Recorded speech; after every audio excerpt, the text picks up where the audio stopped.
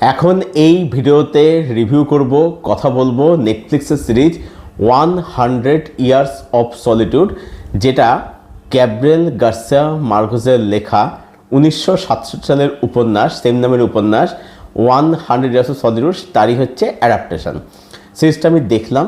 প্রথমে এখানে বলে রাখি যে আমি কিন্তু নভেলটা পড়িনি, তাই এই ভিডিওর মধ্যে কোনো রকম কম্পারিজন করতে পারবো না। আমি একটা সিরিজ দেখেছি, তার সিজন 1 দেখেছি, সিজন 2 আসবে, যেটা আই থিঙ্ক অগাস্টের দিকে আসার সম্ভাবনা রয়েছে, পসিবিলিটিস রয়েছে আর কি, এরকম সময়ের দিকে আসবে সিজন 2 বা পার্ট 2টা। তো তখন আমি সেটার রিভিউ অবশ্যই করব। তো এখন সিজন 1 দেখলাম, তো আমি নভেলটা পড়িনি, তাই আমি এখানে কোনো রকম কম্পারিজন করতে পারবো না। আমি একটা সিরিজ দেখেছি, সেই সিরিজটা আমার কাছে কীরকম লেগেছে একটা সিরিজ হিসাবে সেটার একটা রিভিউ করবো ভিডিওর মধ্যে। এটা হচ্ছে একদম একটা স্ট্যান্ডার্ড একটা রিভিউ হবে এই পার্টিকুলার সিরিজটাকে কেন্দ্র করে। তো প্রথম হচ্ছে গল্পের এখানে কী দেখানো হচ্ছে? গল্পের এখানে দেখানো হচ্ছে যে উর্সুলা, যেখানে ফিমেল প্রোটাগনিস্ট আর কি, ফিমেল লিড আর কি, চরিত্র উর্সুলা এবং হচ্ছে জোস, তারা হচ্ছে হাজব্যান্ড ওয়াইফ।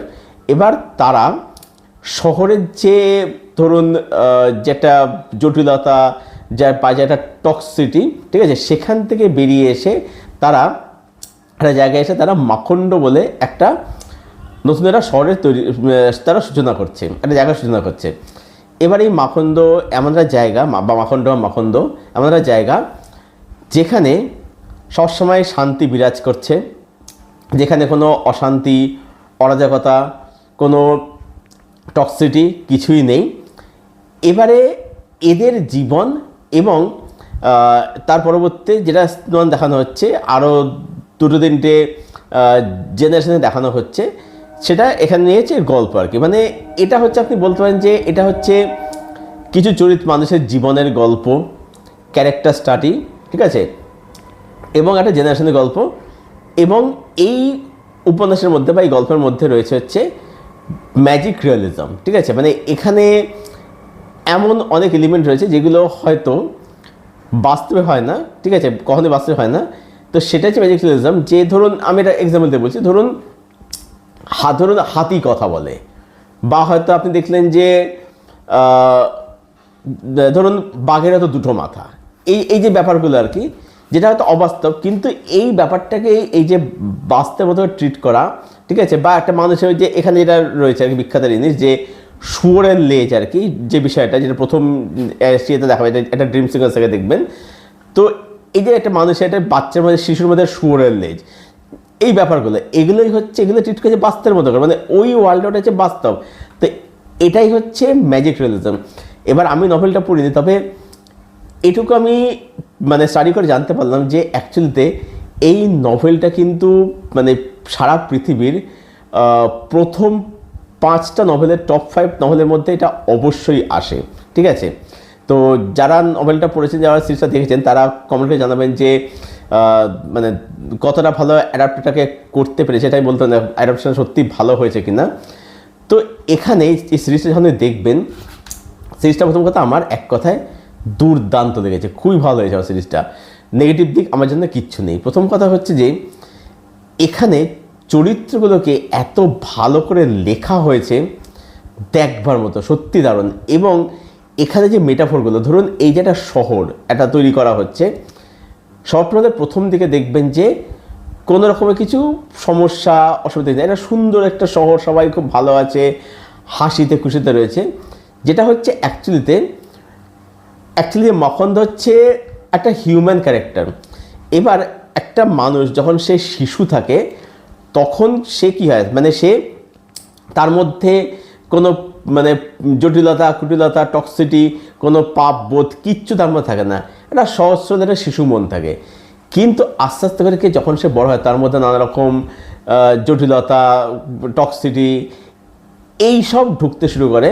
তো আমরা সেই ব্যাপারটা কিন্তু আস্তে আস্তে করে মকরন্দ থেকে দেখতে পাই, হ্যাঁ, যে আস্তে আস্তে করে শহরটিকে পরিবর্তন হচ্ছে। এবার প্রশ্ন হচ্ছে যে এই যে শহরটা যে পরিবর্তন যে হচ্ছে, এটার পেছনে অ্যাকচুয়ালি দায়ী কে? শহরটা দায়ী নাকি শহরের ভেতরে থাকা মানুষগুলো দায়ী? অ্যাকচুয়ালি ব্যাপারটা হচ্ছে, এখানে দোষটা হচ্ছে এখানে মানুষের। কারণ দেখুন, শহর বলুন যাই বলুন বাড়ি সব কিছু কিন্তু তৈরি হয় এক মানুষের দ্বারা। এবার মানুষের নেচার যেরকম হবে সেটা সেই জিনিসটা সেভাবে তো ট্রিট করবে। তো এই জিনিসটা কিন্তু এখানে দেখানো হচ্ছে। তারপর ধরেন যে জোসের যে ক্যারেক্টারটা, এখানে গোয়েন্দা পরিবারের কথা এখানে বলা হচ্ছে, তো জোসের যে চরিত্রটা সে প্রচণ্ড কাজ প্রবল। এবার আপনি যে ভাবুন, যারা নভেলটা পড়ছেন এবং যারা সিরিজটা যারা দেখেছে তারা বলতে পারবেন, তারা কানেক্ট করতে পারবেন যে যে মানুষটা শহরটাকে ভালোবাসা, একটা ভালোবাসার জিনিসে তৈরি করলো, তার পরিণতি সেসব দিকে কী হচ্ছে আমি বলবো না কী হয়, কিন্তু সেটা আপনাকে কিন্তু ভাবাবে আর কি, ঠিক আছে। মানে এর মধ্যে এত স্তরের লেয়ার্স রয়েছে, দুর্দান্ত রাইটিং এখানে অ্যামেজিং। এবং এখানে যেভাবে এখানে ড্রামাটা এখানে এস্টাবলিশ করা হয়েছে, বিল্ড করা হয়েছে না, দেখবার মতো দুর্দান্ত। এটা খুবই স্লোবান একটা ড্রামা, যেটার মধ্যে পিওর ইন্টেন্সিটি রয়েছে, ঠিক আছে, মেটাফর রয়েছে, ঠিক আছে। মানে এটা কিন্তু কোনো ওই হাই অক্টাইভ এটার মধ্যে না কোনো বিজিএম কিন্তু নেই। আমি টেকনিক্যালি পরে আসছি, এটা বিজিএম নেই, পুরোটাই কিন্তু রাইটিং এবং পুরোটাই প্রেজেন্টেশন পুরোটাই কিন্তু মানে বলতে হয় যে সিনের প্রেজেন্টেশনের উপরে জিনিসটা কিন্তু পুরোটাই দাঁড়িয়ে রয়েছে আর কি। এটা হচ্ছে একদম যারা ধরুন মানে পিওর সিনেফাইল, যারা একদম প্রপার, যাদের ড্রামা দেখার অভ্যাস রয়েছে, যারা এরকম ক্যারেক্টার স্টাডি দেখতে পছন্দ করে, যে প্রপার ক্যারেক্টার স্টাডি রয়েছে, ক্যারেক্টার আর্ক, যে ক্যারেক্টার জার্নি রয়েছে, এই কাজটা হচ্ছে পুরোপুরিভাবে তাদের জন্য একদম, ঠিক আছে। এটা হচ্ছে পুরো তাদের জন্য পিওর ড্রামা।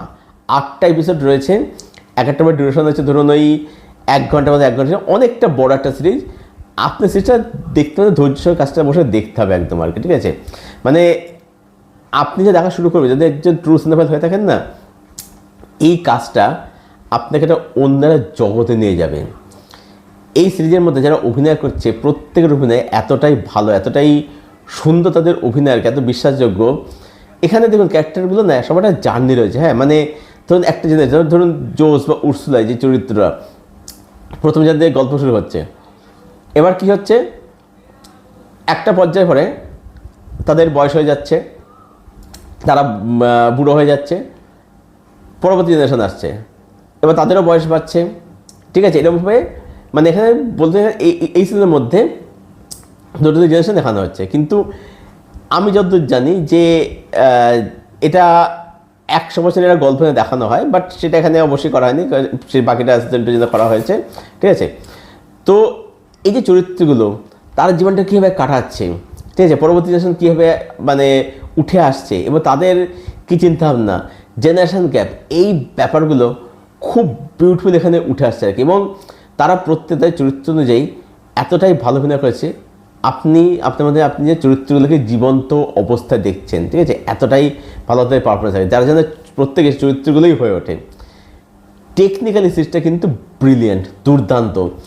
মানে এখানে যেরকমভাবে ওয়ার্ল্ড বিল্ডিং করা হয়েছে না, আপনি জাস্ট দেখবেন এতটাই ভালো। কালারের কাজ বলুন, মেকিং বলুন, ঠিক আছে, ক্যামেরা ওয়ার্ক বলুন, ক্যামেরা তো টপ নচ, অসাধারণ ক্যামেরা কাজ, সব মিলিয়ে মানে সিরিজটা মানে টেকনিক্যালি অসাধারণ। সব মিলিয়ে ফাইনাল ফ্যাক্টরে আসছি, সব মিলিয়ে এই সিরিজটা কিন্তু একটা দারুণ একটা সিরিজ হয়েছে। আমার সিরিজটা খুবই ভালো লাগলো। আমি আবারও বলছি যে নভেলটা আমি পড়িনি, তাই আমি কম্পারিজন করতে পারবো না, আমি বলতে পারবো না যে এটা কতটা ভালো অ্যাডাপ্টেশনে করা হয়েছে। আমি এটা সিরিজ দেখেছি, তারই একটা স্ট্যান্ড অ্যালোন রিভিউ করলাম, তো সেই হিসেবে করলাম আর কি। তো আপনারা কমেন্ট করে জানাবেন যে আপনাদের মানে কতটা ভালো চেঞ্জেস এখানে করেছে বা কতটা অ্যাডাপ্টেশন করে, সেটা কমেন্ট করে অবশ্যই জানাবেন আপনারা। রেটিং আমি এটাকে করবো 8.5 আউট অফ 10। সিরিজটা আমার সত্যি দারুণ দিয়েছে, মানে এটা হচ্ছে একদম পিওর একটা ইন্টারন্যাশনাল লেভেলের একটা কাজ, সত্যি দারুণ একটা কাজ হয়েছে। তো এটাই ছিল আমার রিভিউ, আমার ওপিনিয়ন 100 ইয়ার্স অফ সলিটিউড সিরিজটাকে কেন্দ্র করে। আমি খুব অবাক লাগলো দেখে আমার যে এই সিরিজটার রিভিউ আমি দেখলাম যে সেটা মানে পুরো যে রিভিউ কমিউনিটি, মানে আমি বাংলা হিন্দি সব মিলিয়ে বলছি আর কি, আমি দেখলাম যে আমাদের এখানে ইন্ডিয়ার মধ্যে দেখলে এটা রিভিউ করেছেন একমাত্র গালাটা প্লাস থেকে ভারত চিরঞ্জন স্যার। বাকি এত বড় বড় রিভিউ রয়েছে, আমি জানি না তারা কেউ এই রিভিউটা করলো না। মানে আমি তো বলবো যে এই সিরিজটা প্রত্যেকের দেখা উচিত, এবং এটা নিয়ে সবার কিন্তু কথা অবশ্যই বলে সিরিজটাকে কেন্দ্র করে, যাতে মানুষের জানতে হয় যে না এরকম একটা কাজ রয়েছে। কারণ অনেক সময় কী হয়, এই কাজগুলো তো কথা আমরা তো জানতে পারি না, হয়তো মানে যারা ট্রু সিনেফাইল তারা হয়তো মানে কারো রিভিউ দেখে জানতে পারলে, কিন্তু আমার মতে এটা নিয়ে রিভিউতে আরও বেশি করে কত যে কাজটা এখান থেকে কাজটা এতটাই একটা ভালো একটা কাজ, সত্যি কাস্টমার মানে দেখে খুব ভালো লাগলো, এবং সেটার মধ্যে ইমোশনটা এত ভালো করে ওয়ার্ক করে না, ড্রামাটা ভালো ওয়ার্ক করে, দারুণ দুর্দান্ত একটা কাজ। তো এটাই ছিল আমার রিভিউ, আমার ওপিনিয়ন 100 Years of Solitude এই সিরিজটাকে কেন্দ্র করে। যারা দেখেননি, আমি তো আপনাদেরকে সিরিজটা দেখার জন্য একদম হাইলি রেকমেন্ড করছি, যদি আপনি ট্রু সিনেফাইল হয়ে থাকেন দেখুন, দেখে জানবেন কাজটা আপনাদের কীরকম লাগলো। আর যাদের দেখা হয়ে গেছে কাজটা, যদি দেখে দেখেন এই সিরিজটা, আপনাদের কি ওপিনিয়ন সেটা আপনারা অবশ্যই জানাবেন কমেন্ট করে। আপনাদের প্রত্যেক ঘন্টার উত্তর আমি অবশ্যই দেব। আর এই ভিডিওটা ভালো লাগলে ভিডিওটাকে অবশ্যই লাইক করবেন, শেয়ার করবেন, চ্যানেলটাকে অবশ্যই সাবস্ক্রাইব করবেন। তো চলুন ভিডিও এখানে শেষ করছি, দেখা হচ্ছে আপনাদের সঙ্গে পরের কোন ভিডিওতে। Till then stay best, stay healthy, keep watching good content.